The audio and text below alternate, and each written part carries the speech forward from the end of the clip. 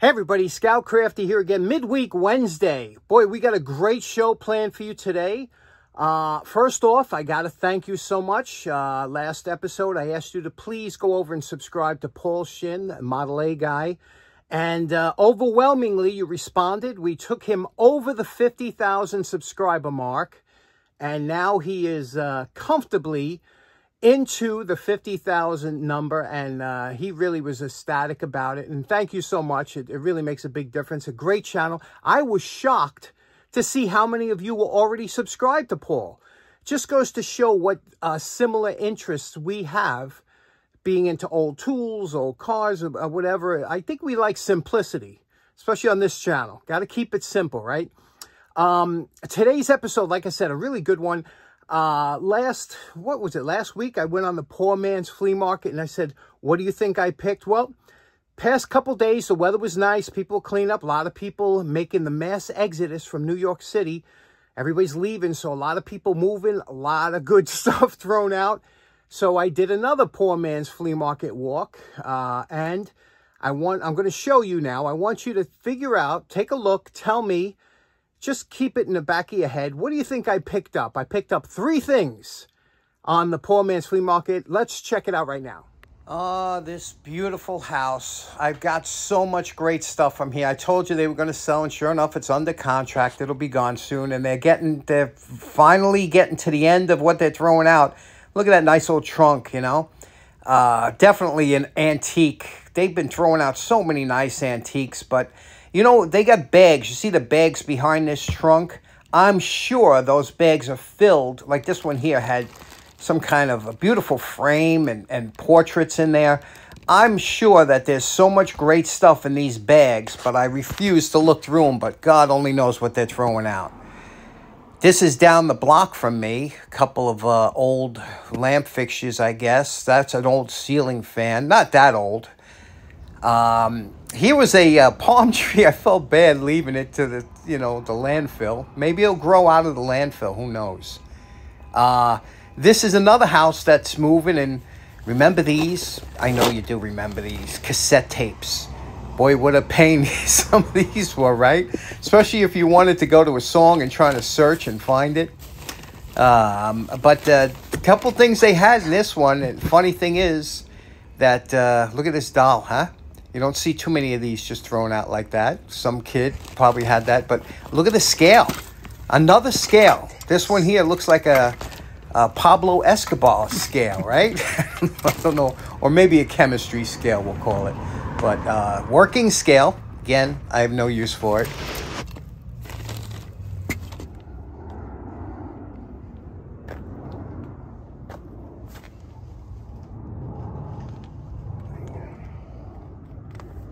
I think this might be the 5th foosball table I've seen thrown out.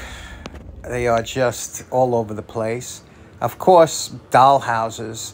Boy, I'll tell you, I love an old Victorian-style dollhouse, you know, the big ones. You don't see them, but this is kind of a modern one. But boy, the old Victorian-style dollhouses, you see them at the flea market every once in a while. Here we have another house that's either the house or the apartment is moving. Somebody's moving because you could tell the type of trash that's being thrown out. Again, when you see those bags, those big bags filled up, you know there's good stuff in it, but I refuse to look through bags. But this thing here, this is one of those wine-type refrigerators, you know, that you could put wine in or whatever. I'm sure this thing works. It looks like it's mint condition, you know. And, but of course, I don't drink wine. Now, there was some great stuff there, right? And I'm sure you're thinking, I know what he picked up. He got this or whatever. But let me show you what I picked up.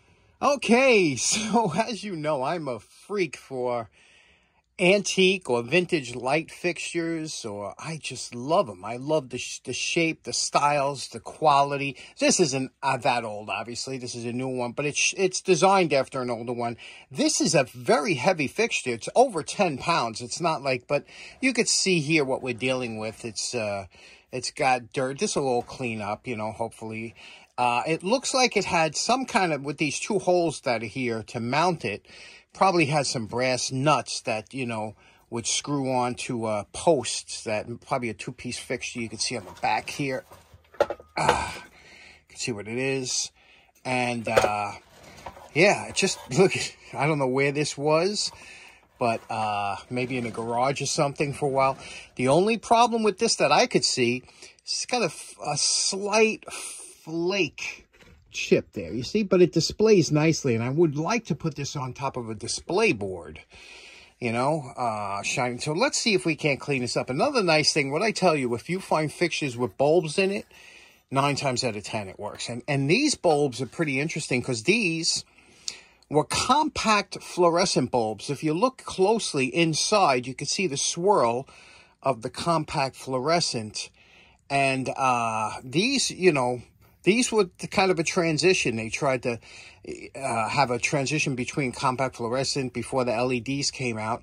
And they put them in these little bulbs to make them more presentable.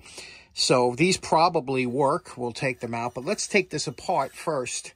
We're going to have to clean everything up. There's 2 of these bulbs, which I like. You don't find them too often. Now, to take these off, there's a little screw. And these have like a porcelain or ceramic style socket. But you have to unscrew this little collar here. Okay? See that little collar?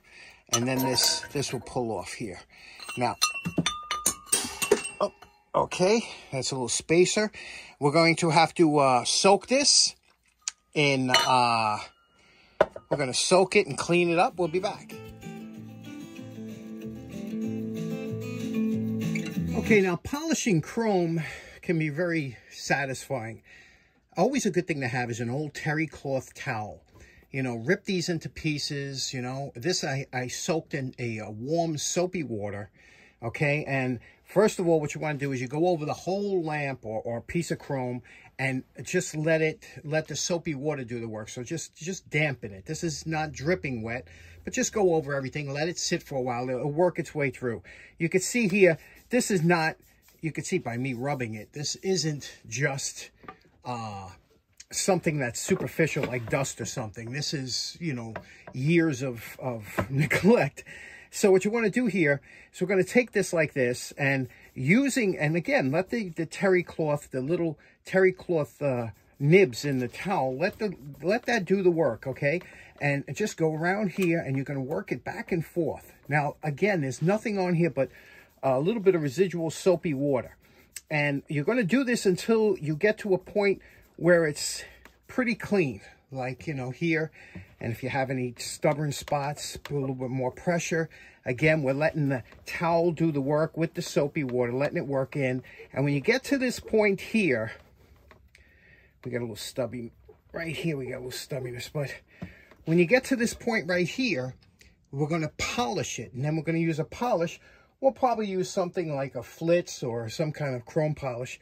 But that'll get it out. But you don't want to go right to an abrasive. You don't want to go to a steel wool or with something like this, because this chrome will scratch.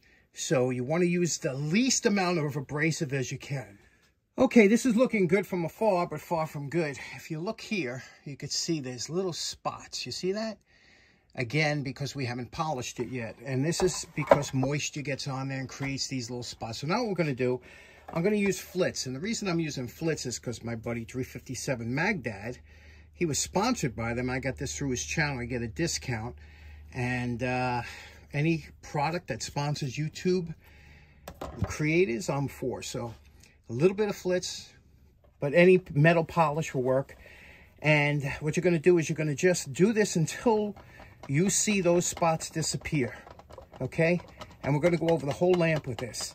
And the idea with polish is to let the polish do the work. Again, terry cloth, dampened terry cloth rag, okay?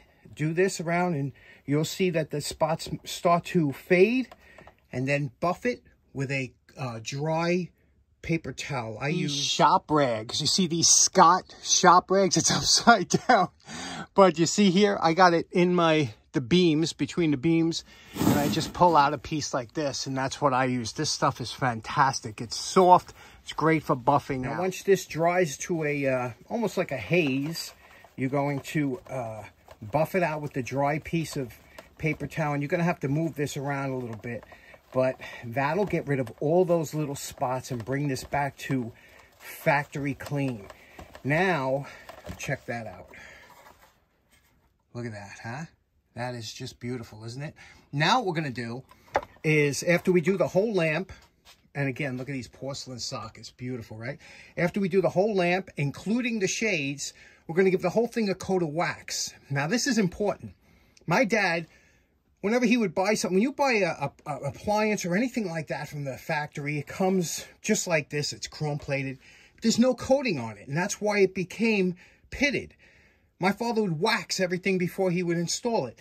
And that's the same thing with this. Once you wax this with a good automotive wax, you'll never have to worry about this. You'll be able to wipe it clean. 1, 2, 3. You'll never have to worry about these deep pittings. So we'll wax it and we'll be back when it's done.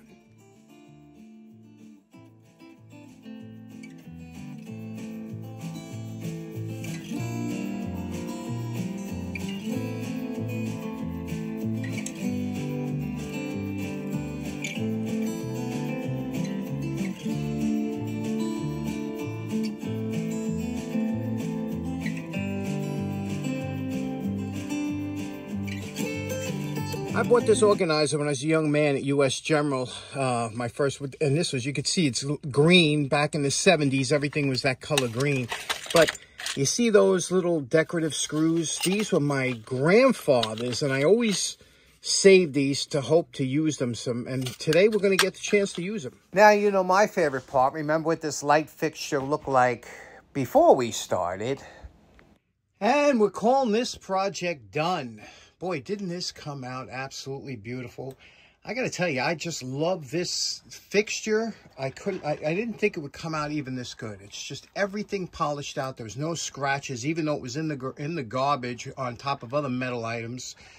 It came out like new old stock. And it's such a nice design, such a heavy lamp.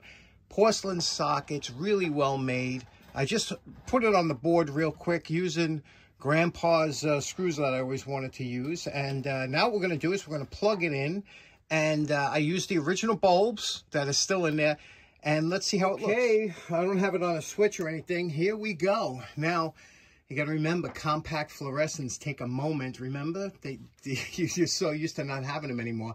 They take about a minute to come to full brightness. So sometimes less. But here we go. What do you think of that? I just absolutely, excuse me, love this fixture.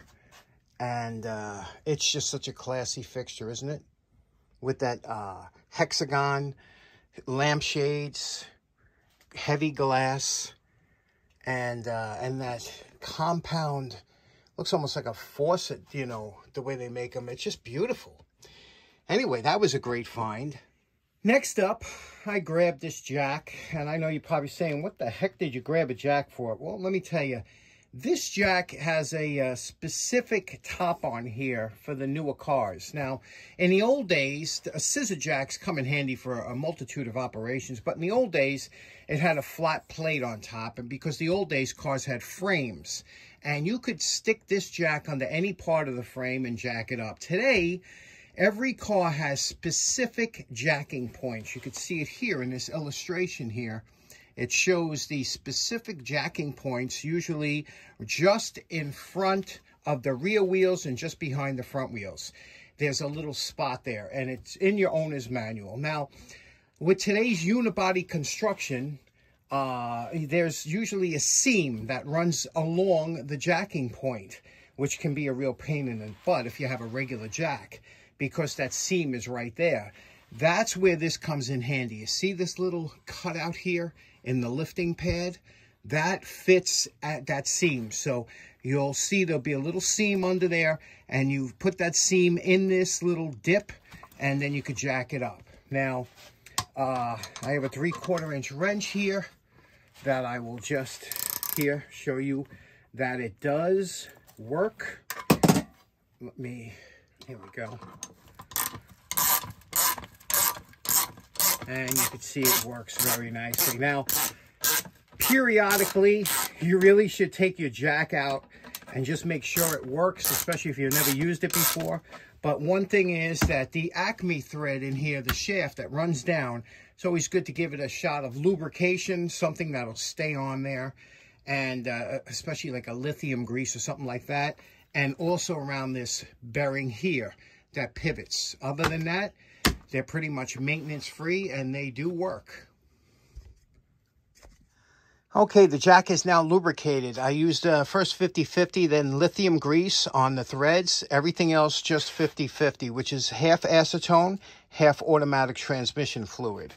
All the swivel joints here, anywhere you see a rivet going through where it pivots, pivot joint here, 2 down here, and 1 over here. On both sides, they get shots of 50-50. The reason the 50-50 makes a great lubricant is because its acetone will evaporate, leaving just the automatic transmission fluid, which is a great general purpose lubricant.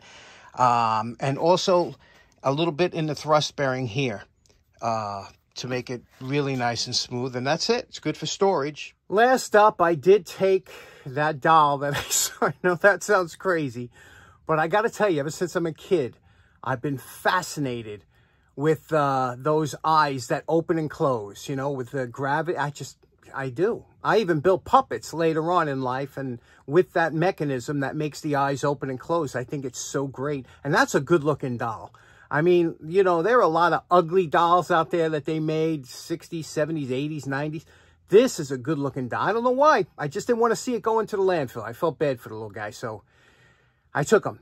And that's it. So I hope you enjoyed today's episode. Like I said, I was ecstatic over getting that fixture, that light fixture. What a beautiful fixture. I can't wait to use it on something.